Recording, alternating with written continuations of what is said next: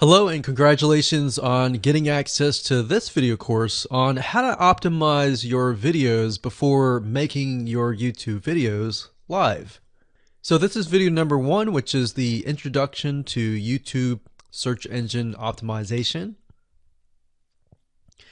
So I want to first start out by saying the goal is to focus on doing the right amount of keyword research and video file automation before actually uploading any of it to YouTube. So essentially this is all about what most people forget about doing before making their YouTube video live. Because if you think about it, most people think about, okay, what do I do after I upload this video? They don't really think about what they have to do before making it live. So this is not about what you can do afterwards, as that is a totally different focus, but rather before. So besides simple optimization, you really need to know that YouTube ranks the videos that people watch the longest. Meaning, let's say for example that we have a 10-minute video. YouTube looks at that video. They look, yes, at the likes, dislikes, and comments, but they also look at, okay, do people actually watch most of this video? And based on, let's say, 1,000 views, how many of those 1,000 views actually watched either 50% or 100%, or how many minutes total? 1,000 times how many minutes was watched. So they really look at how long people watch the videos as a whole. Meaning the more viewers and the longer that they watch, that will get you ranked up further and further up. So instead of focusing on, spammy tactics, tons of backlinks, and all of that, our goal here is to really focus on the user experience. So what I want to do now is give you a quick overview of what's inside this video course. This is, of course, video number 1. Video number 2 is going to be about competitive research, or in other words, researching your competitors to kind of get a better idea of why YouTube is ranking those videos. Video number 3, we'll talk about highly searched keyword terms and how you can find those for your product or service or whatever you're trying to promote. Video number 4, we'll talk about your title and your description. Video number 5, we'll talk about video file optimization. So we're going to optimize the actual file, because each file has essentially information in it. And of course, video number 6 will talk about why your thumbnail is important and how to make it professional and good looking. And video number 7 will talk about video length and why that matters. We talked briefly about it just now, but I'm going to dive in deeper in that video. And of course, last but not least, I'm going to give you a secret tip on how to outrank your competitors in video number 8. So before we get started, I want to talk about what you need to have in hand. You're definitely going to need your product or service and an idea of the niche that you're targeting. You also need to have a video that is ready to be uploaded. And with that said, let's move on to video number 2. Hello and welcome back. This is video number 2.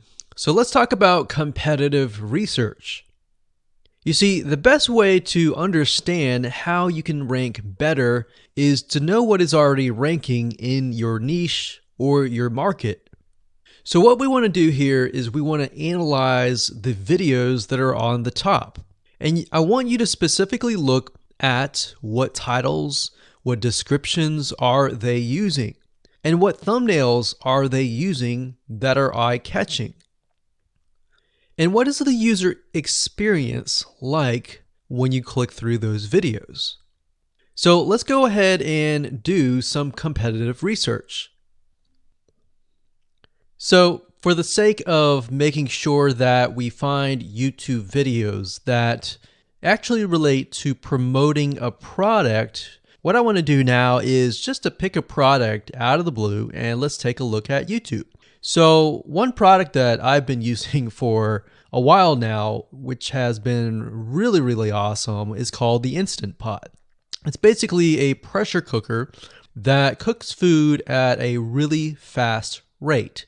So what we're going to do is we're going to hop on over to youtube.com and we're going to type in Instant Pot and see what we get.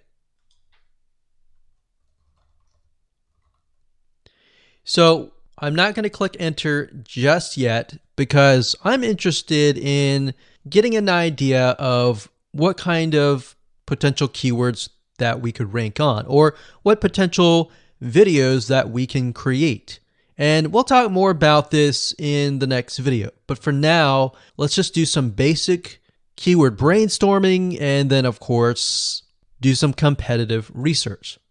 So Instant Pot, we got Instant Pot recipes, we got Instant Pot ribs, Instant Pot roast. So let's just click here and see what we get. Now we can see how to use Instant Pot has 316,000 views right here. Instant Pot chicken, top 6 easiest things to cook in your Instant Pot. Perfect for beginners. All right. So let's just take a look at the top 3. So let's go ahead and open those up. And let's analyze them. So the first one is this one here. And let's pause the video. We'll skip the ad. All right.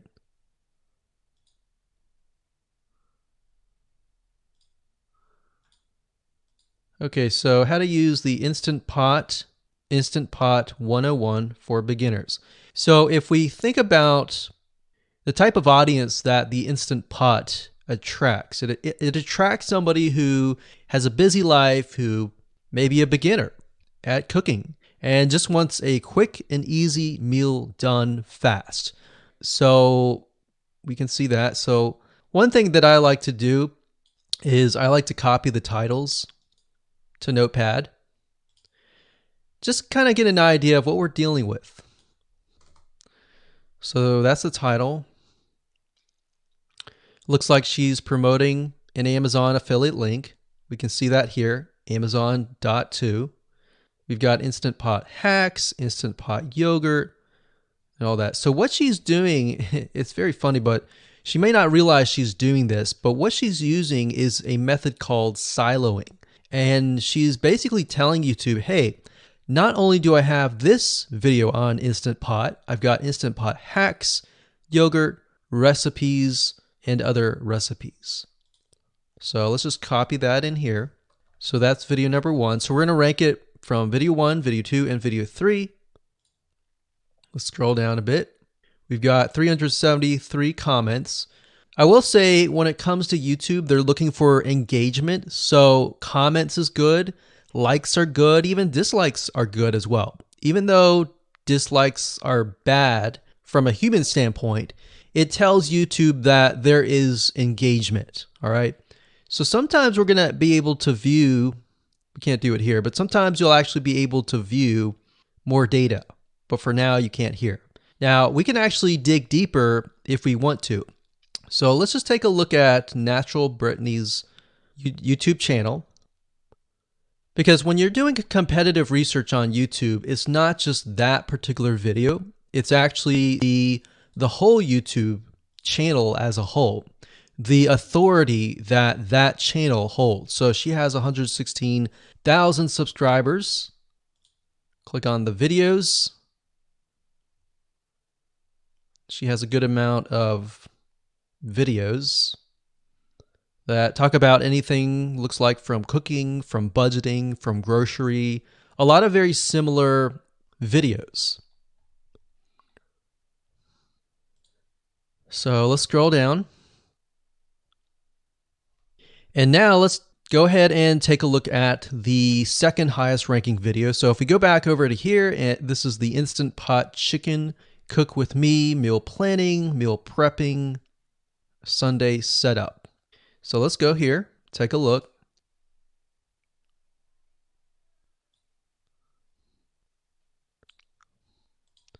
Okay, let's see here. So it's a 20-minute video, all right? And it has 658 likes, 5,000 views. If we take a look at this video here, this has 320,000 views and 7,000 likes. Now, notice how it says 13 minutes here, and notice how it says 20 minutes here. We'll go back to this later on. All right, so we'll talk more about why a certain amount of time of your video is important, why the timing is important. And why is it that this lady has only 5,000 views, whereas the other lady has 300,000, and this lady is ranked right below that lady? All right. So why is that important? And why does that correlate to the time? So we'll talk more about that later on. But for now, let's just do competitive research. We're not trying to figure things out right now and go from there. So if we take a look at the description, it says cook with me as I try a new recipe with Instant Pot. So the description contains the keyword. Sunday setup. Looks like she's got some Amazon links. And if we think about Instant Pot, who could it be targeting? All right, so this lady calls out people who are trying to prep on Sunday. So if we can get an idea of who it's targeting mothers, it's targeting people who are busy, who maybe only have time on Sundays to set things up.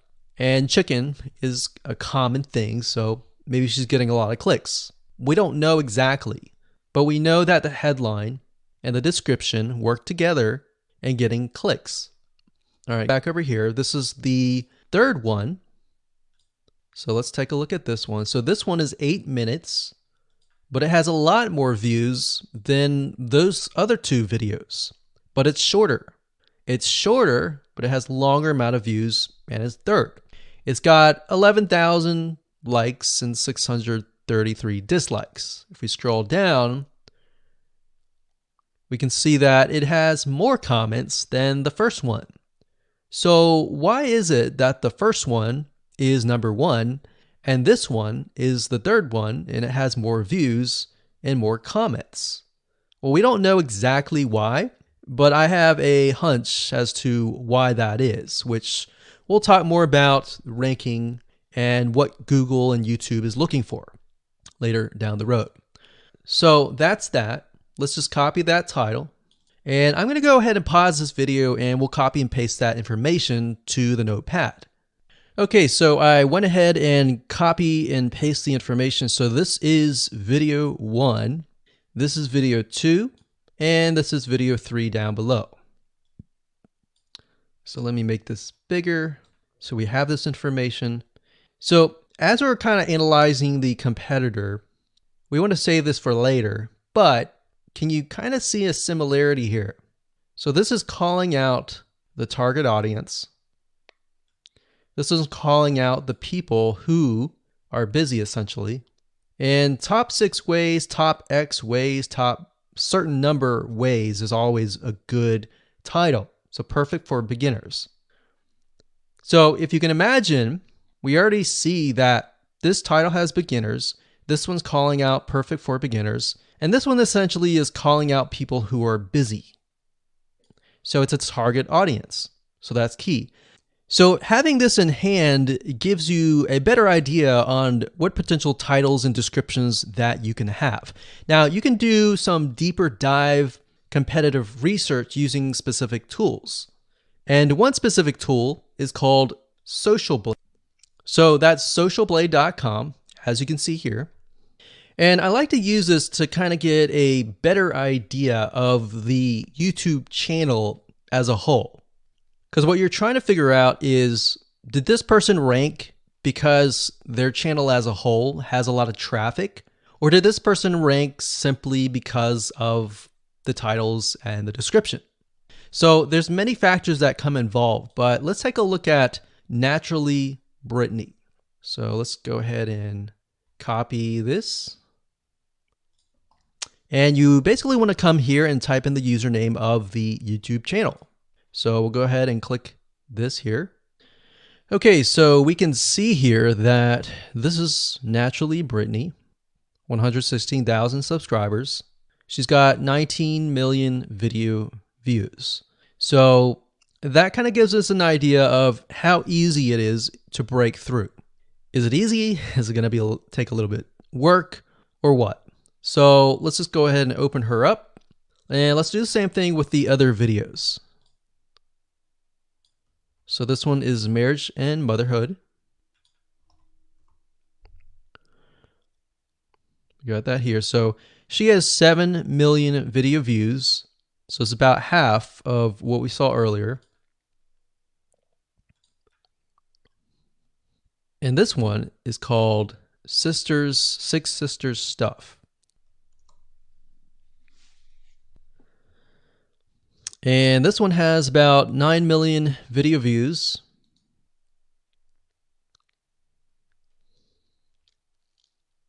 So right off the bat, we can see that if we were to rank on the keyword Instant Pot, it's going to take a lot to break through. But the way we can break through is by using essentially subcategories of that keyword. So Instant Pot recipes or Instant Pot chicken recipe, stuff like that. So we can see that each one of these has about 100 to 200,000 subscribers. So you're going to have to be competing against that. Now, obviously, if you have a good size YouTube channel, that will usually mean that you can break through fairly easily. But if you're just starting out, then breaking through on that keyword is going to be a little bit more difficult. So the next question is, what keywords should you use? And we'll discuss that in the next video.